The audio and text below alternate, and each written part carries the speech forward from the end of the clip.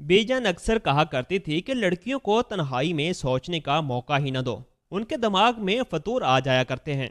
और ये तो हम सब जानते थे कि बेजान के नज़दीक इस फतूर का नाम मोहब्बत था। उनके नज़दीक मोहब्बत किसी गुनाह की मानंद थी, और जहे नसीब ये गुनाह उनके लाडले बेटे यानी कि मेरे सबसे छोटे चाचू जरियाब चाचा से सरजद हो गया था। आजकल घर पर यही एक बात मौजूए गुफ्तगू रहती थी। घर भर में किसी की भी जान के आगे बहस करने को तो दूर, एतराज़ उठाने तक की हिम्मत ही ना होती थी। ये तो चाचा थे जिन्हें बहुत ही लाडों से बीजान ने पाला था, और बस इसी जम में वो डट कर खड़े हो गए थे। वैसे मुझे समझ नहीं आती कि बीजान को पसंद की शादी से इतनी चिढ़ क्यों है। मजाल है जो वो किसी की पसंद की शादी करने दे दें। इनके असूल बड़े कड़े थे। उन्होंने अपने सारे बच्चों के रिश्ते अपनी मर्जी से ही तय किए थे। मेरी 2 फुफुएं थीं और 3 चाचू। मेरे अब्बू अपने बहन भाइयों में सबसे बड़े थे। दोनों फुफ्फो और 2 चाचू की शादी हो चुकी थी। मेरी एक फुफ्फो बाहर मुल्क में रहती थी और एक हमारे ही मोहल्ले में, हमारे घर से चंद घर छोड़कर। हम जॉइंट फैमिली में रहते थे। घर पुराने वक्तों के तर्ज पर बना हुआ था। बड़ा सा लोहे का स्याह गेट था।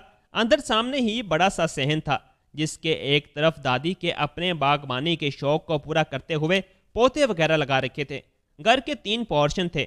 सबसे नीचे वाले पोर्शन में दादी, चाचा और दादा रहते थे।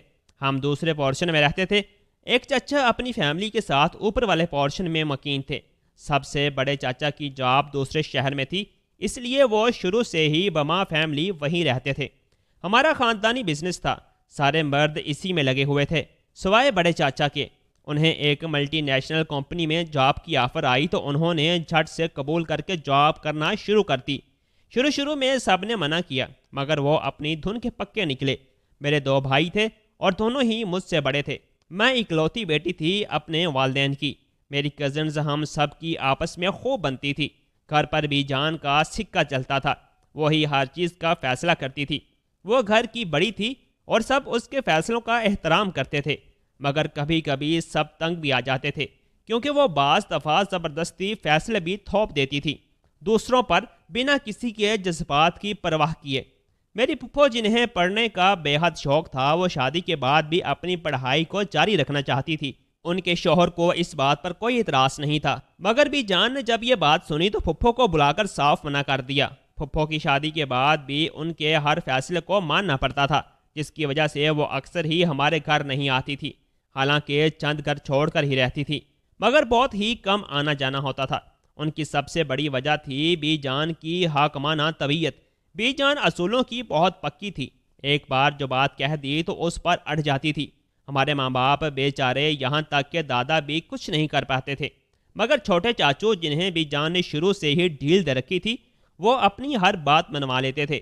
चाचू ने अपनी मर्जी से हॉस्टल में रहकर पढ़ाई की थी। बीजान उस पर राजी नहीं थी, मगर उन्होंने किसी न किसी तरह उन्हें मना ही लिया था और बीजान को फिर राजी होना ही पड़ा था। मगर अब की बार मामला बहुत ही मुख्तलिफ था। चाचू को दरअसल अपनी पढ़ाई के दौरान ही एक लड़की पसंद आ गई थी। जब बीजान ने घर पर उनकी शादी की बात छेड़ी तो उन्होंने झट से इस लड़की का जिक्र कर दिया, और उनके मुंह से किसी लड़की का नाम सुनकर बीजान का मुंह तो खुला का खुला ही रह गया था। वो दरअसल उनकी शादी अपनी भांजी से करना चाहती थी, और बिना किसी को बताए, किसी से पूछे या मशवरा किए, उन्होंने अपनी बहन के साथ बाहरों बार बात भी कर ली थी। रिश्ता तकरीबन पक्का ही कर दिया था, और वह हर सूरत चाचू की शादी वहीं करने का तहैया किए बैठी थी। मगर इस बार उनके सामने उनका अपना ही बेटा था, जो कि जिद में उन्हीं पर तो गया था, और हरगिज़ भी ज़बरदस्ती कोई रिश्ता बनाने को तैयार नहीं था। रोज़ रोज़ इस बात पर तकरार होने लगी थी, यहाँ तक कि बीजान ने अपनी जिद छोड़ी और ना ही चाचू ने अपनी पसंद। दोनों अपने अपने मौक़िफ़ पर डटे रहे थे। चाचू ने अपनी बात मनवाने के लिए घर तक छोड़ दिया था और अपने दोस्त के पास उसके फ्लैट में रहने लगे थे। सब ने दोनों को ही हर तरह से समझा कर देख लिया था, मगर मामला वहीं का वहीं अटका हुआ था। फिर बिला आकर जब महीने से ऊपर हो गया और चाचू वापस नहीं आए तो बीजान ने अपना दिल नरम करना शुरू कर दिया। बड़े चाचू के हाथ पैगाम भिजवाया कि चाचू को कहें कि आ जाएं, हम उस लड़की के घर मिलने चले जाते हैं, देख आते हैं कि कौन है। मगर चाचू बीजान की रग रग से वाकफ थे, इसलिए वापस कहलवा भेजा कि उन्हें कहें बात पक्की करके ही आएंगी तो मैं वापस कर आऊँगा, वरना नहीं। चाचू का पैगाम बीजी तक पहुँचाया तो उन्हें मानना ही पड़ा। کیونکہ اور کوئی چارہ اب رہا نہیں تھا۔ وہ الگ بات ہے کہ چاچو کی شادی کے بعد بی جان نے اپنی نئی نویلی بہو کو سخت ٹائم دیا تھا، نہ جانے وہ انہیں پسند کیوں نہ تھی، وگرنہ ہم سب کو اپنی چاچی بہت پسند تھی۔ وہ بہت دھیمے مزاج کی تھی، پڑھی لکھی تھی، اکثر ہم لڑکیوں کے ساتھ ہماری گیدرنگ میں بھی شامل ہو جاتی تھی۔ کچھ عرصے بعد چاچو کو باہر ملک سے ایک زبردست جاب کی آفر آئی تو وہ اپنی بیوی کو لے کر وہاں چلے گئے اور وہیں مستقل سکونت پذیر ہو گئے تھے۔ وقت گزرتا گیا، میں نے کالج پاس کر لیا، اب یونی میں ایڈمیشن لینا تھا۔ میری پورے گھر میں سب سے زیادہ اگر کسی سے بنتی تھی تو وہ میرا کزن حارث تھا۔ وہ نہ صرف میرا کزن تھا بلکہ بہت ہی اچھا دوست بھی تھا۔ وہ مجھ سے 2 سال بڑا تھا، ہماری فیلڈ ایک ہی تھی اور میں بھی اب اس کی یونی میں ایڈمیشن لینے والی تھی۔ انہی دنوں میرے بڑے بھائی کی شادی طے ہو گئی تھی۔ گھر پر شادی کا ماحول بن گیا۔ میں نے اور دوسری کزنز نے شادی کی شاپنگ کرنا شروع کر دی تھی۔ میں نے بارات والے دن کے لیے بہت ہی خوبصورت جوڑا لیا تھا، ساتھ ہی میچنگ کی جیولری اور سینڈلز لیے۔ ہم سب نے مہندی والی لڑکیوں کو گھر بلایا اور ان سے مہندی لگوائی۔ بارات والے دن خوب تیار ہوئی ہم سب۔ اس دن پہلی بار میں نے حارث کی آنکھوں کے بدلتے رنگ دیکھے تھے اور اس کے بعد بھی بہت بار نوٹ کیا میں نے کہ وہ مجھے بہت خاص نظر سے دیکھتا ہے، مگر میں نے اپنے کسی جذبے کو بے لگام ہونے نہیں دیا۔ انہی دنوں میرے ایک جاننے والے کے توسط سے رشتہ آیا۔ گھر والوں نے چھان بین کے بعد ہاں کر دی، مگر اس پل میں نے حارث کی آنکھوں میں بہت کچھ ٹوٹتے ہوئے دیکھا تھا۔ شاید اسے اس بات کی توقع نہیں تھی کہ میرا رشتہ پکا ہو جائے گا اتنی جلدی۔ خیر، اماں نے گریجویشن کے فوراً بعد ہی میری شادی کا اندیا دے دیا۔ شادی کی ڈیٹ فکس ہوئی اور تیاریاں شروع ہو گئیں۔ پتہ ہی نہیں چلا کہ کب شادی کا دن بھی سر پر آ پہنچا۔ گھر بھر میں ایک افراتفری کا ماحول تھا، ہر کوئی ادھر سے ادھر بھاگ رہا تھا اور میں تھی کہ اپنے کمرے میں ہی بیٹھی آنسو بہا رہی تھی۔ میری شادی کے دن صبح سے ہی مجھے بہت رونا آ رہا تھا۔ میں مسلسل روئے جا رہی تھی۔ اتنے بھرے پڑے خاندان سے ایک انجان گھر میں جا رہی تھی جہاں کے طور طریقے اور رسم و رواج تک مجھے معلوم نہیں تھے۔ میرا دل عجیب سے اندیشوں میں گرا ہوا تھا۔ میں شام میں پارلر تیار ہونے گئی تو تب بھی میرے آنسو گر رہے تھے۔ جب میں تیار ہو گئی تو میں نے اپنی کزنز کو گھر کال کرنے کا کہا۔ تھوڑی دیر بعد امی نے گھر کے کسی لڑکے کو ہمیں لینے کے لیے بھیج دیا۔ میں نے سیدھا حال جانا تھا یہاں سے۔ ہم نیچے گئے تو میں یہ دیکھ کر ایک پل کو رک گئی کہ ہمیں لینے کے لیے حارث آیا ہوا تھا۔ وہ مجھے دیکھ کر ساکت ہو گیا۔ میں نے اس کی آنکھوں میں اذیت دیکھی تھی اس پل۔ میں سر جھٹکتے ہوئے گاڑی میں بیٹھ گئی۔ میں کچھ نہیں کر سکتی تھی۔ مجھے دل میں اس کے لیے افسوس ضرور ہوتا تھا۔ سارے راستے میں عجیب سی سوچوں میں الجھی ہوئی رہی۔ حال پہنچ کر میں کزن کے ساتھ اندر برائڈل روم کی طرف بڑھ گئی تھی۔ کچھ دیر میں میرے گھر والے بھی آ گئے۔ بارات آئی تو نکاح ہوا۔ اس کے بعد مہمانوں کے لیے کھانا کھول دیا گیا۔ میں نے حال میں آنے کے بعد سے اب تک حارث کو دوبارہ نہیں دیکھا تھا۔ وہ نہ جانے کہاں غائب ہو گیا تھا۔ رخصتی کا وقت ہوا تو میں امی کے گلے لگ کر خوب روئی تھی۔ بڑی مشکل سے سب نے مجھے سنبھالا تھا۔ میں گھر بھر کی لاڈلی تھی۔ سب ہی میرے جانے سے اداس تھے، مگر بہرحال جانا تو تھا۔ شادی کے بعد کی زندگی کا بھی اپنا ہی الگ مزہ اور تجربہ ہوتا ہے۔ میرا کوئی بھرا پڑا سسرال نہیں تھا۔ ایک سسر تھے جو زیادہ تر اپنے دوسرے بیٹے کے ساتھ ہی رہتے تھے۔ میرے شوہر کی ماں نہیں تھی، ان کا ایک ہی چھوٹا بھائی تھا جو کہ سگا نہیں تھا۔ میری ایک نند تھی جو بہت ہی کم آتی جاتی تھی۔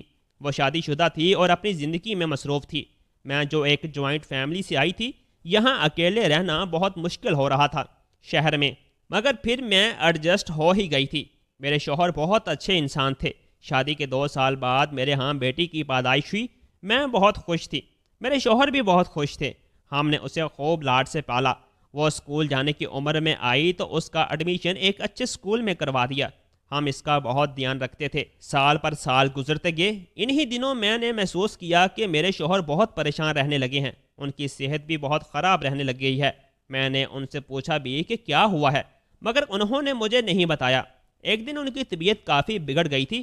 میں انہیں فوری طور پر ہسپتال لے گئی تھی، مگر وہ جان بر نہ ہو سکے۔ شوہر کو ہارٹ اٹیک آیا تھا۔ یہ سب کچھ اچانک ہوا تھا۔ پتہ نہیں کس بات کی وجہ سے انہیں اچانک دل کا دورہ پڑ گیا تھا۔ ان کی وفات کے بعد میں نے بہت مشکل سے خود کو سنبھالا تھا۔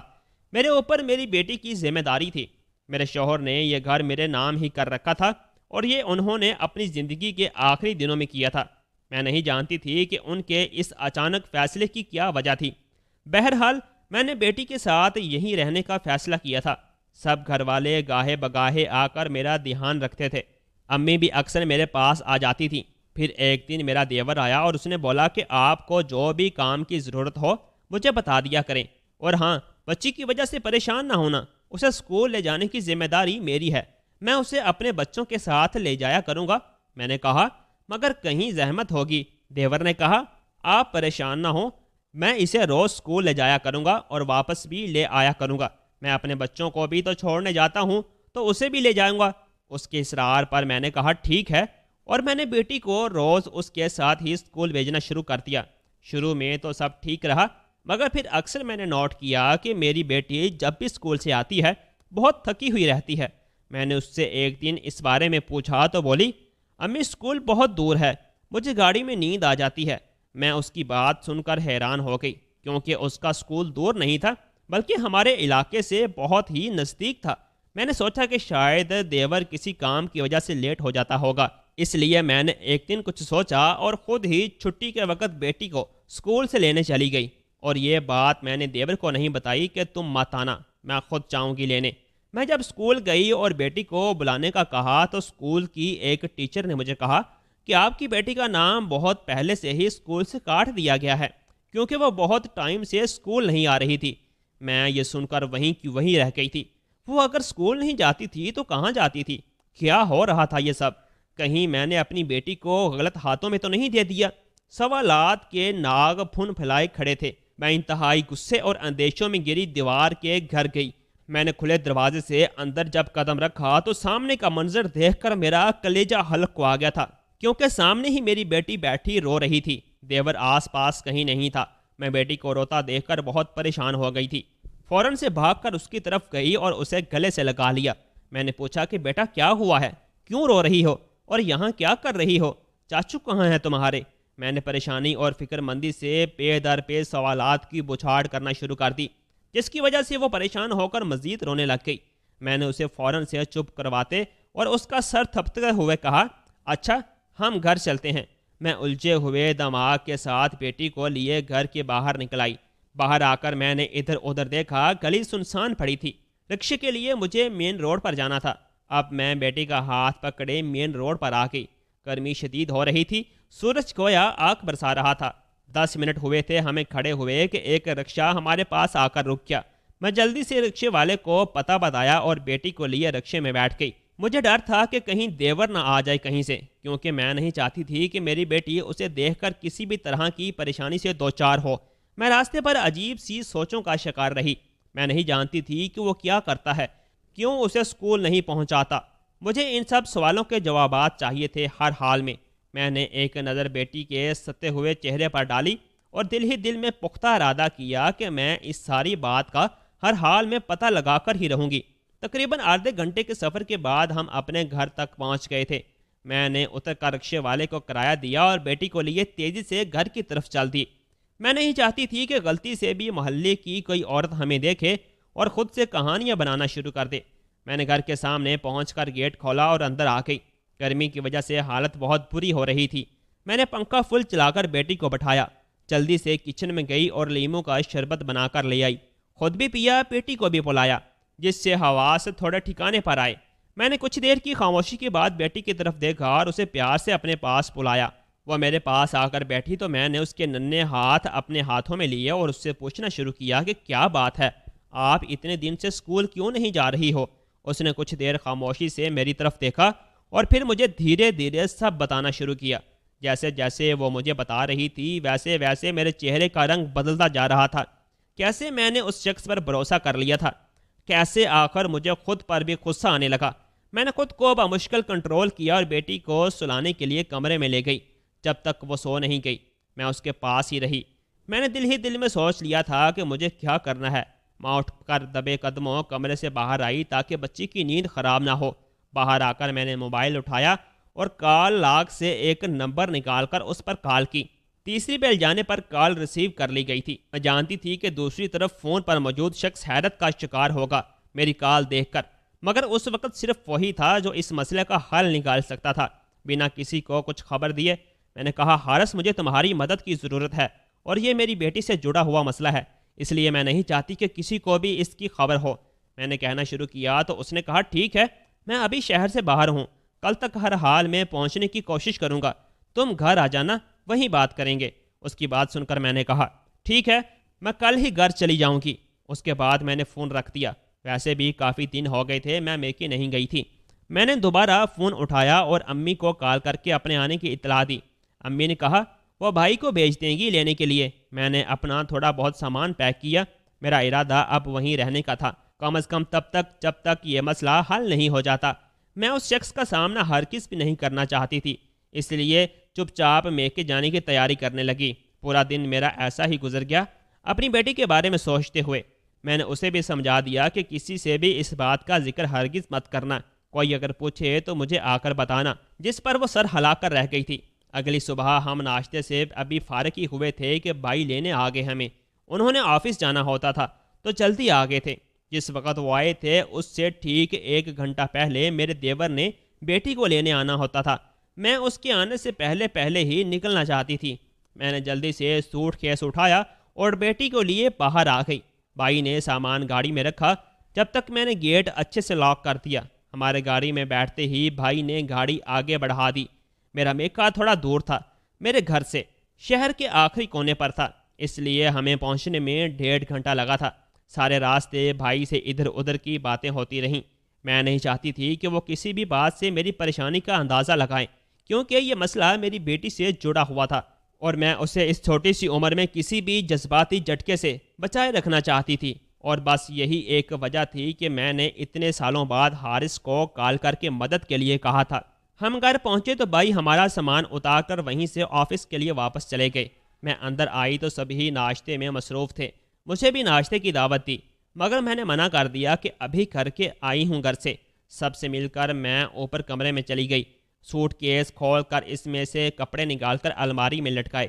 میری بیٹی اپنے کزنز کے ساتھ کھیلنے میں مگن ہو گئی تھی۔